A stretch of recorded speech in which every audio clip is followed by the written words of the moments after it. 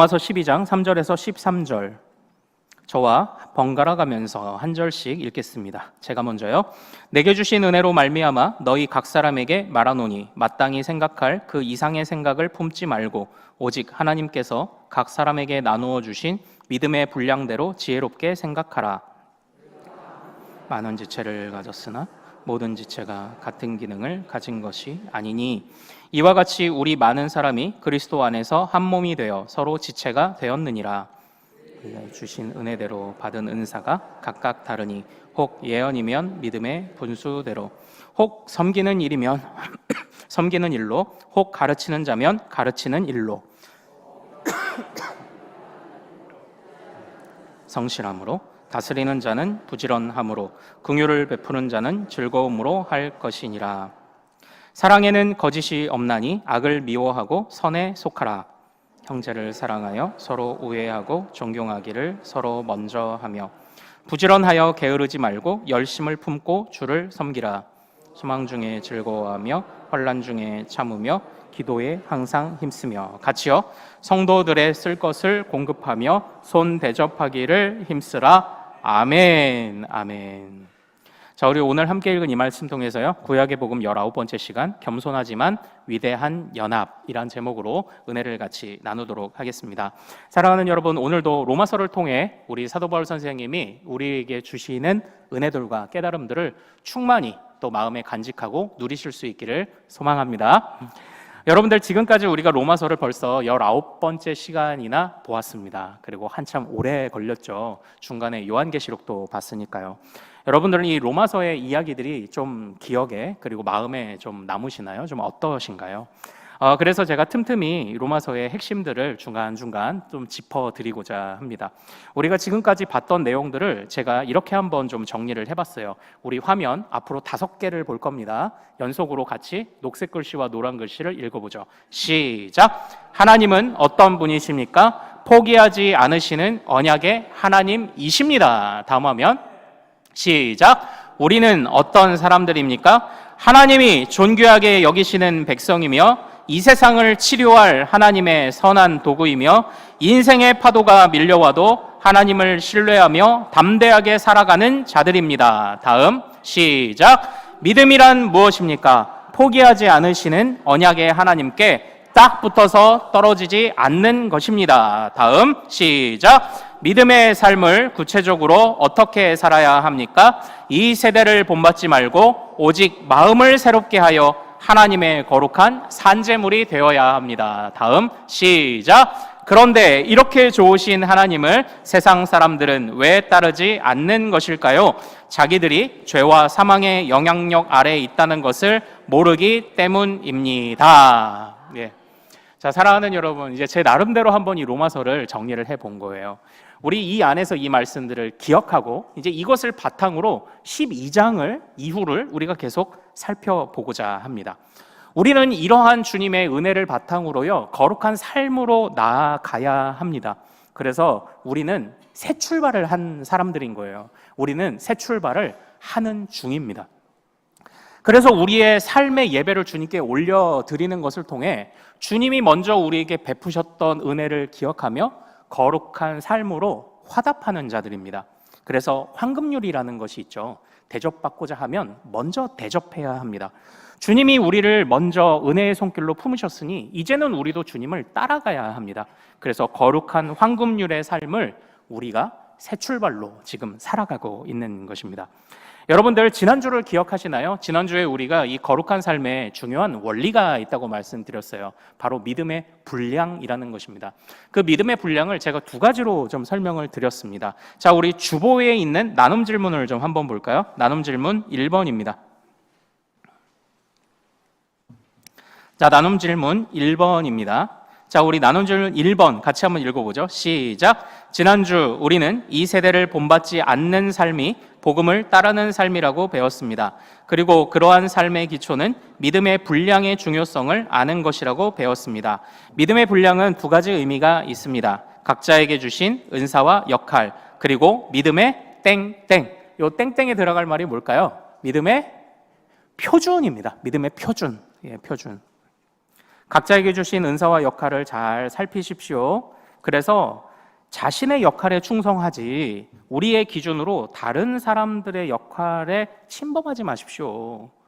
그런 이야기를 우리가 지난번에 나누었죠. 그래서 경계와 하나님이 정하여 놓으신 경계와 선을 우리가 잘 지켜보자, 그렇게 말씀을 드렸어요. 그러나 너무 내 거만 하면은 우물한 개구리가 됩니다. 그래서 우리는 함께 장성한 분량에까지 성장해 가야 합니다. 그래서 주님의 믿음의 표준이 무엇인지를 아는 것이 중요하다, 제가 이렇게 말씀을 드렸습니다. 이제 이것을 통해서 우리가 이제 구체적으로 거룩한 삶을 향해 나아가야 되는데, 이제 그 거룩한 삶의 첫 번째 무대가 어디냐? 바로 오늘 이 본문은 공동체를 말씀을 하고 있습니다.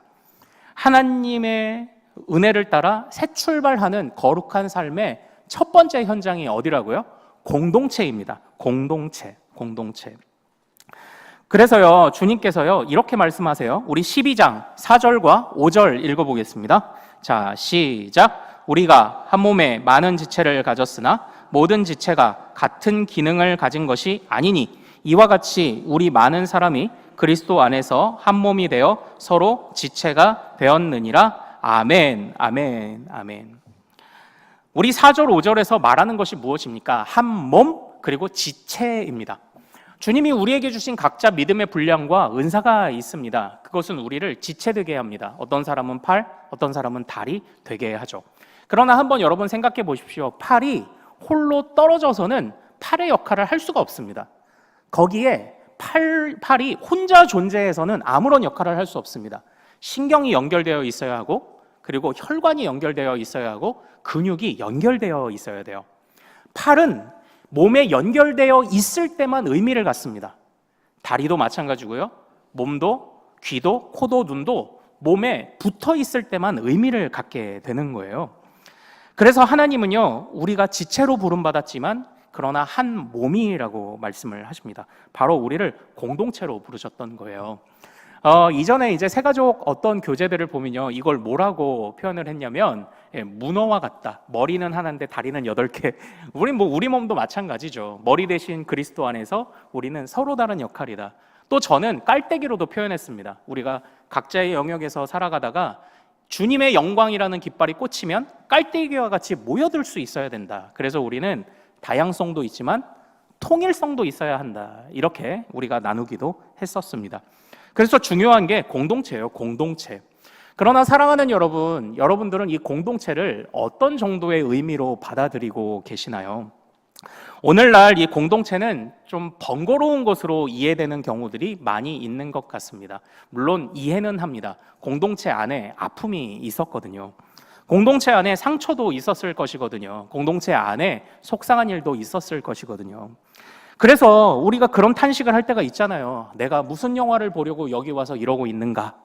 내가 혼자 그냥 신앙생활하고 내가 주님 바라보고 살면 편할 텐데 내가 무슨 영화를 바라고 뭐 좋자고 여기 와서 이러고 있느냐라는 그런 고민들을 공동체 안에서 하실 때가 있죠.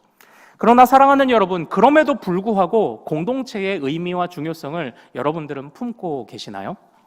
사실 우리가 살아가는 이 시대가요, 공동체를 품기에 더 어렵다고 말하는 시대가 되어버렸습니다. 저도 이제 요즘 우리 노회 목사님도요, 이 AI, 인공지능이라는 것들을 막 모여서 공부하시더라고요. 그래서 저도 관심을 가지고 찾아봤는데요. 이 AI 시대, 이 인공지능 시대의 특징 중에 하나가 기업에서 어떤 일이 벌어지냐면, 예전에는 하나의 프로젝트를 하려면 이 프로젝트에 관련된 사람들 각자 뭐 물류 잘하는 사람, 영업 잘하는 사람, 기획 잘하는 사람 등등등 해서 여러 사람들을 모아놓는 거예요. 10명이고 20명이고 달라붙어서 그 프로젝트 하나를 감당합니다. 그러나 요즘은 다르대요. 요즘은 AI 덕분에 한 사람의 능력이 폭발적으로 증가했습니다. 그래서 이전에는 10명, 20명이 하던 거 요즘에는 2-3명이 한대요. 이전에는 1년 걸리던 프로젝트를 이제는 한 달에 마친답니다. 그것처럼 시대는 변화되고 있어요.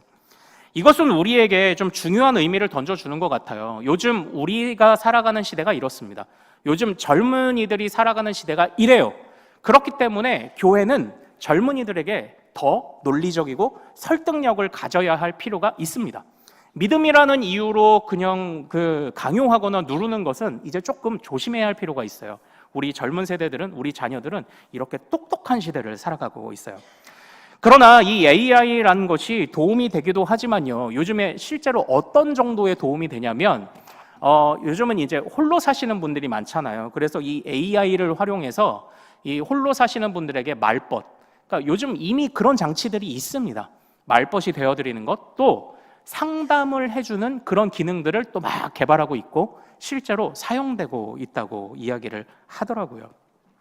그래서 AI를 통해서, 인공지능을 통해서 손쉽게 정보도 얻죠. 그런데 어떻게 보면 위로도 받을 수 있는, 그러니까 내가 사람에게 위로받으려면 어떻게 해요? 시간 약속 잡죠. 그리고 만나죠. 돈 써서 밥 먹어야 되죠. 차 마셔야 되죠. 때로는 감정 소모해야 되죠. 그러느니 내가 컴퓨터 앞에, 핸드폰 앞에 앉아서 나 오늘 이러한 일이 있는데 나 좀 위로해줘. 이게 가능한 시대가 되었다라는 것입니다.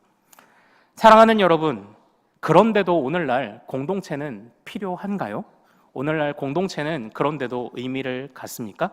여러분들은 어떻게 생각하세요? 그래도 오늘날 공동체는 필요합니까? 오늘날 공동체는 너무나도 비효율적으로 보이는데 그럼에도 불구하고 공동체는 필요한가요? 이것에 관해서 우리 독일의 히틀러와 싸우던 당시에 그 반대편에 서셨던 본 회퍼라는 목사님이 성도의 공동생활이라는 책에서 공동체에 관해 이렇게 말씀하신 적이 있습니다. 공동체 없이 혼자 있기를 좋아하는 사람, 홀로 있음을 구하는 사람은 허영심과 자기 탐닉, 그리고 절망의 깊은 심연에 빠져 죽게 된다.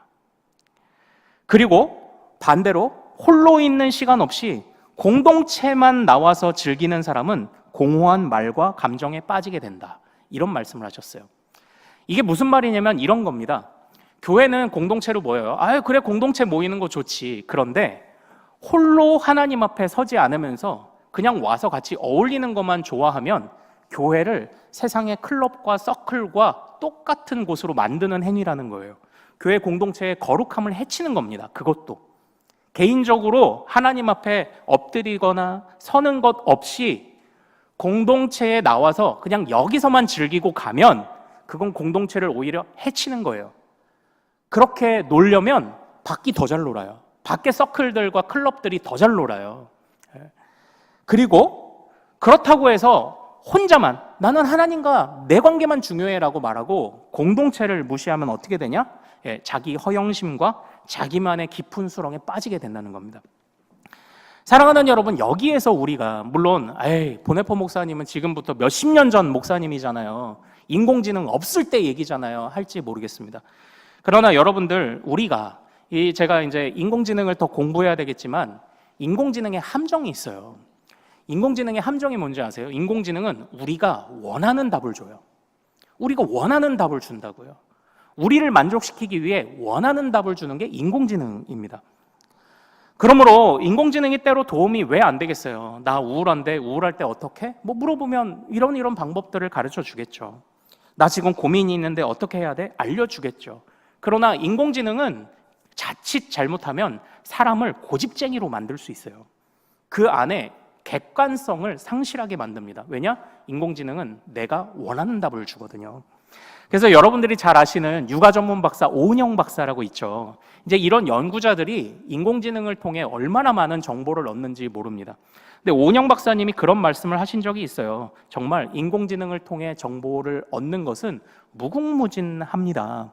그러나 그것을 판단하고 결정하는 주체는 나여야 합니다. 라고 이렇게 얘기를 해요.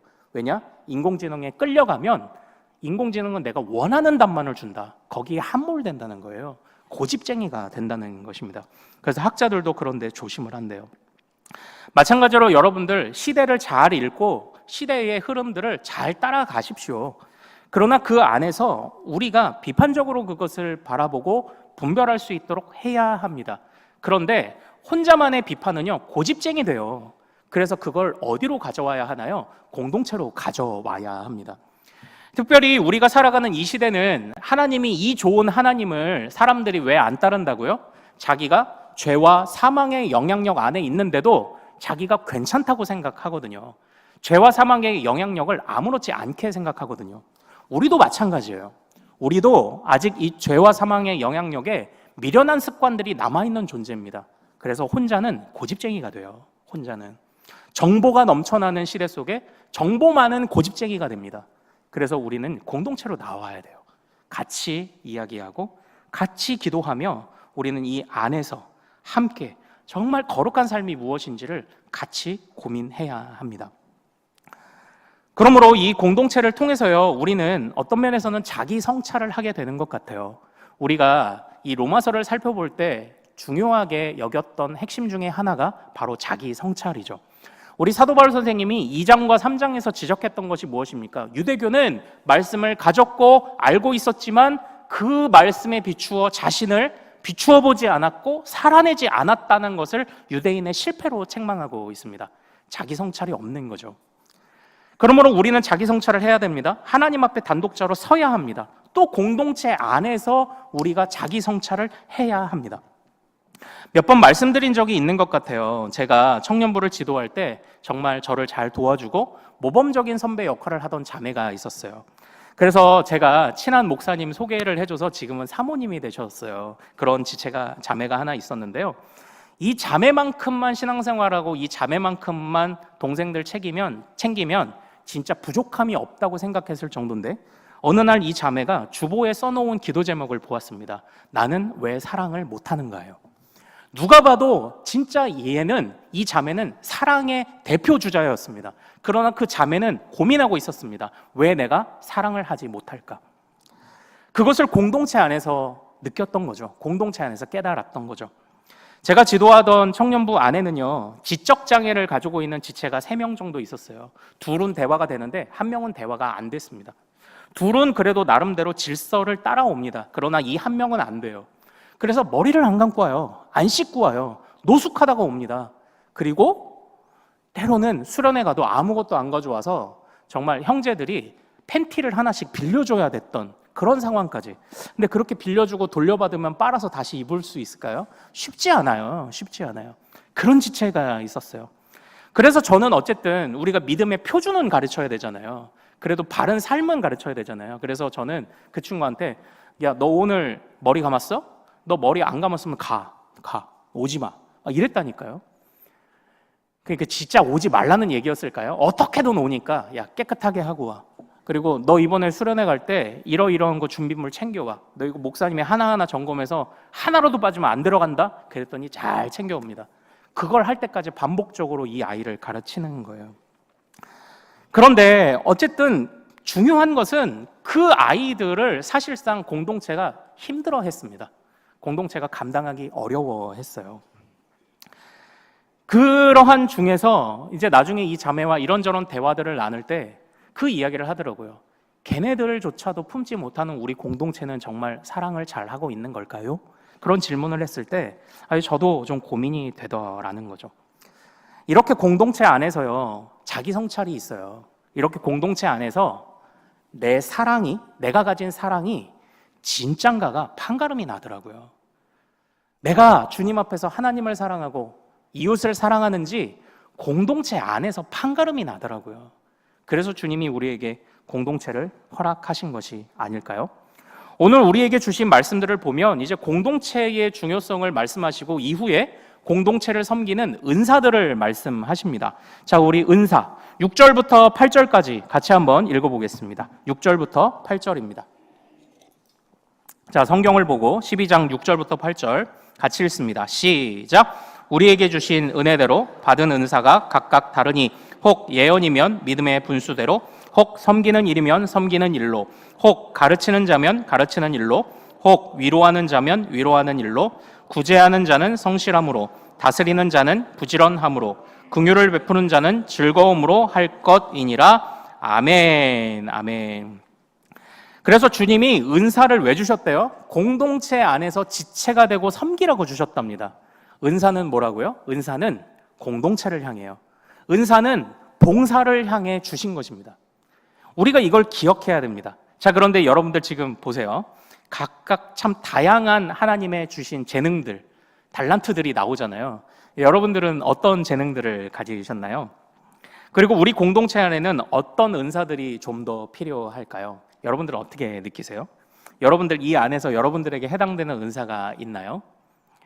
그런데요, 이 부분들을 이제 어느 한 신학교 교수님께서 이렇게 분석을 하셨는데 재밌더라고요. 이것을 오늘날 교회 안에 어떻게 적용할 것인가. 자, 우리 주보의 나눔 질문 4번을 보겠습니다. 자, 우리 나눔 질문 4번을 같이 보겠습니다.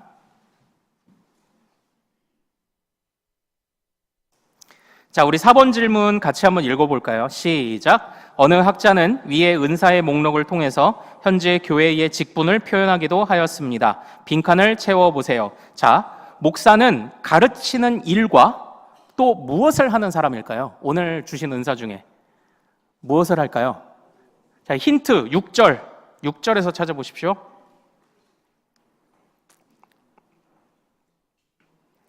이게 1부 때도 제가 이 질문을 드렸는데요. 우리 어른들은 한 명도 대답 못하시고 어린아이가 대답했어요. 어린아이가. 정답이 뭘까요? 예언입니다. 예언. 이게 뭐냐면 어린아이는 6절에서 찾으라니까 오 예언이지 이러는데 우리 어른들은 우리 목사님이 예언하시나? 이거 여러분들이 경험적으로 지금 이거를 인정을 하지 않고 있는 겁니다. 그러나 사랑하는 여러분, 예언이 뭐라고 했죠? 예언? 기억나세요? 예언?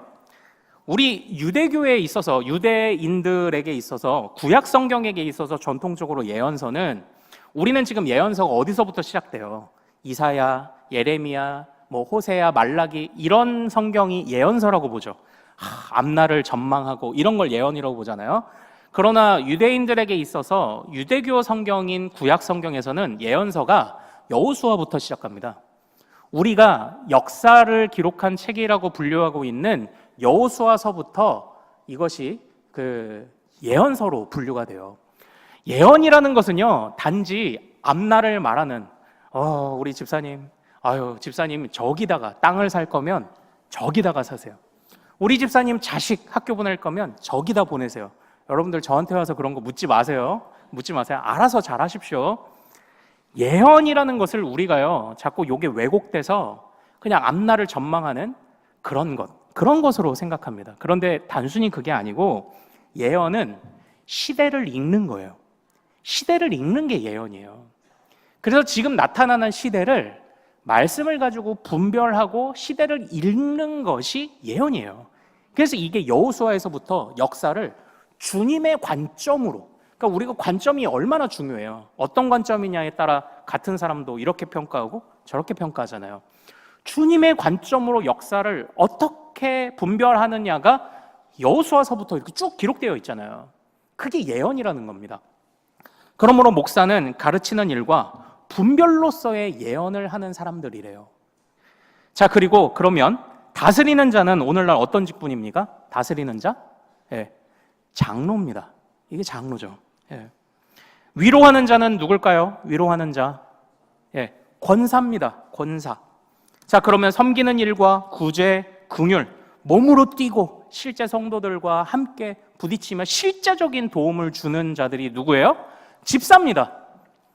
참 이 구도로 우리가 볼 때요, 그러니까 단순하게 이 은사의 목록에서 너는 이거고 나는 이거고 단순한 이런 얘기를 뛰어넘어서 여러분들 우리가 나는 이런 은사 주셨으니 나는 이것만 하지, 그거를 좀 뛰어넘어서 하나님이 나에게 이런 직분을 주셨으니 내가 하나님 앞에 더 구해야 할, 더 성장하고 개발해야 할 은사가 이런 것들이 있겠구나를 좀 우리가 가늠해보면 어떨까요?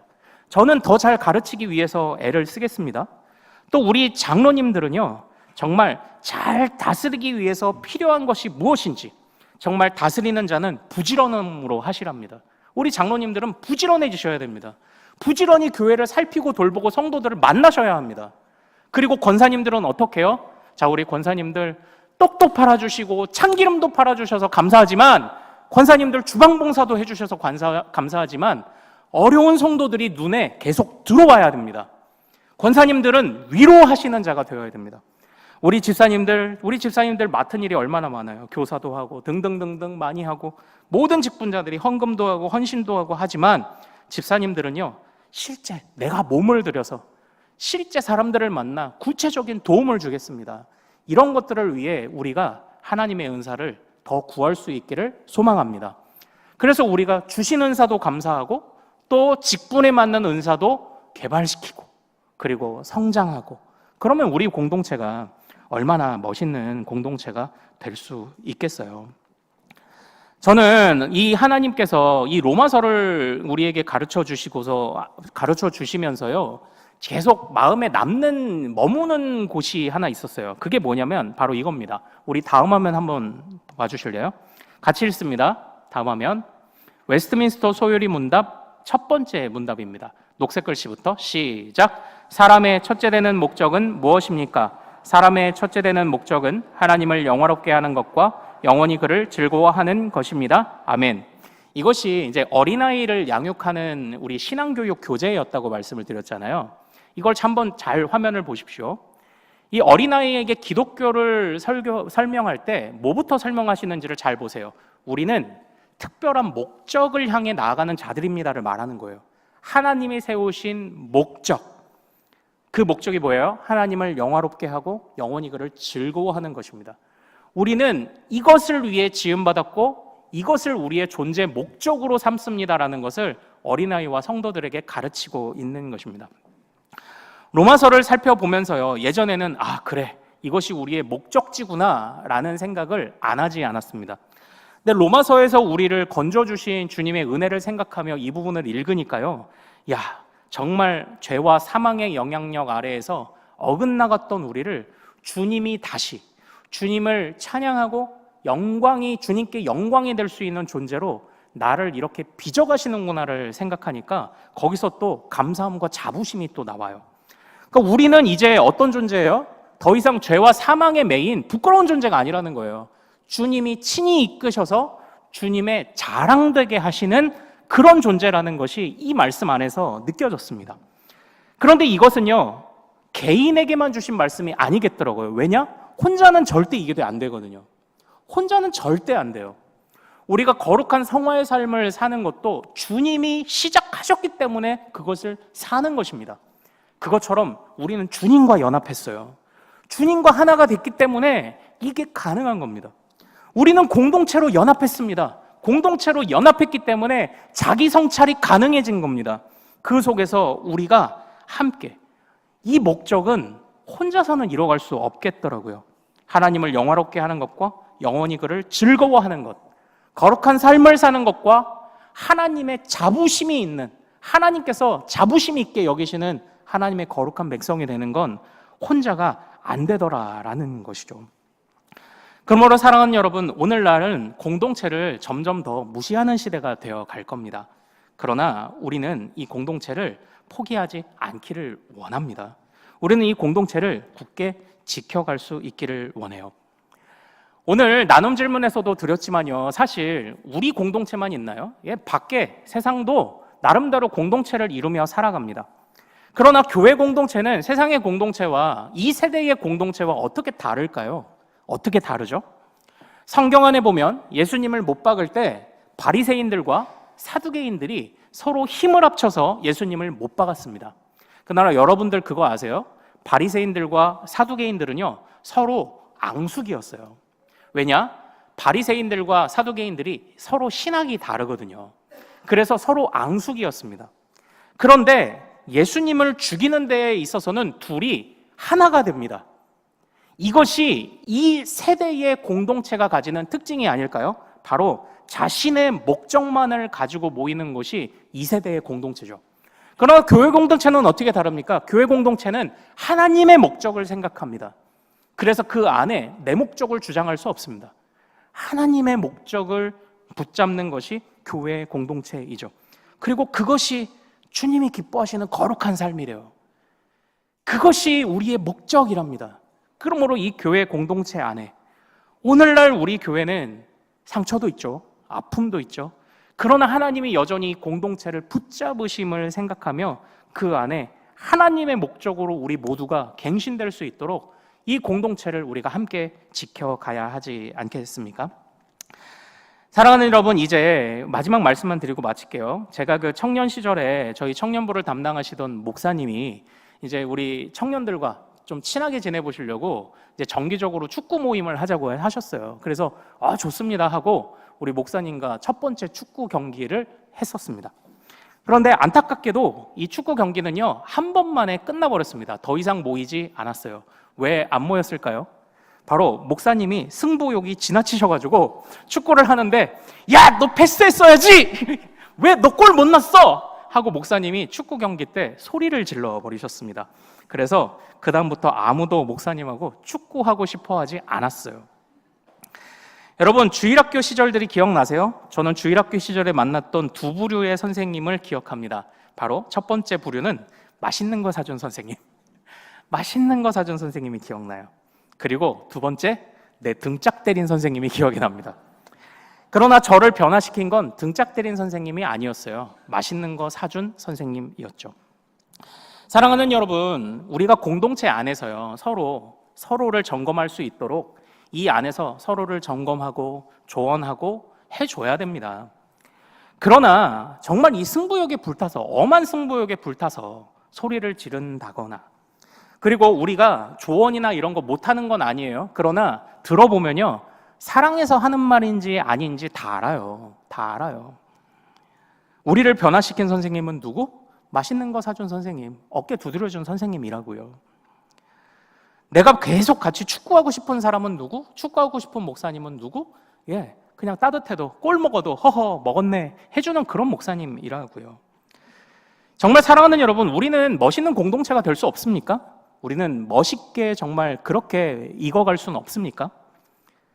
조언해야 될 때도 있죠. 그러나 비난이 아닐 수는 없나요? 사랑이 그 안에 묻어나오는 그런 조언과 그런 표준들을 서로 나누며 각자 주신 은사와 분량들을 함께 인정하고 존중하며 그렇게 자라갈 수는 없는 것일까요? 오늘 우리 말씀에서도 9절 이하에서 말하고 있지 않습니까? 사랑에는 거짓이 없나니 악을 미워하고 선에 속하라. 이것이 공동체 안에 묻어 나와야 된대요.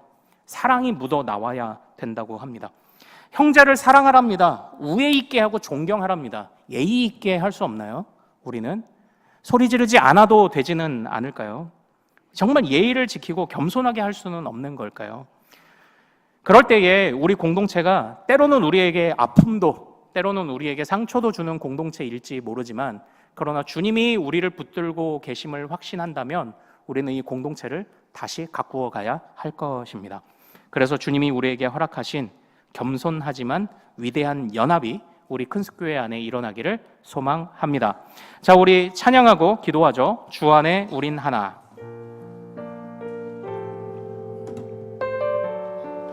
우리의 모습은 달라도 주님 한 분만 바라고 공동체를 이뤄가는데 우리가 한 마음이 되기를 원합니다. 주 안에 우린 하나. 주 안에 우린 하나. 모습은 달라도 예수님 한 분만 바라네. 사랑과 선행으로 서로를 격려해 따스함으로 보듬어 가리. 주님 우리 안에 함께 하시니 형제자매의 기쁨과 슬픔 느끼네. 내 안에 있는 주님 꽃을 보내 그분 기뻐하시네. 주님 우리를 통해 계획하신 일, 주님 우리를 통해 계획하신 일, 부족한 입술로 찬양하게 하신 일, 주님 우리를 통해 계획하신 일, 너를 통해 하실 일이네. 주님 우리를 통해 계획하신 일, 주님 우리를 통해 계획하신 일, 부족한 입술로 찬양하게 하신 일, 주님 우리를 통해 계획하신 일, 너를 통해 하신 일, 주님 우리를 통해 계획하신 일, 주님 우리를 통해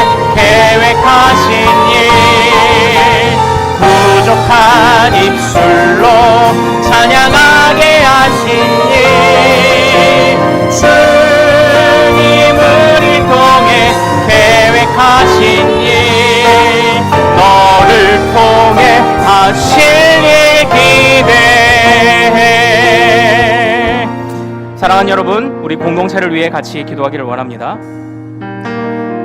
이제 어느덧 공동체에 대한 기대도 사라져가고 공동체에 대한 열심도 사라져가고 우리 마음이 혹시 그러진 않습니까?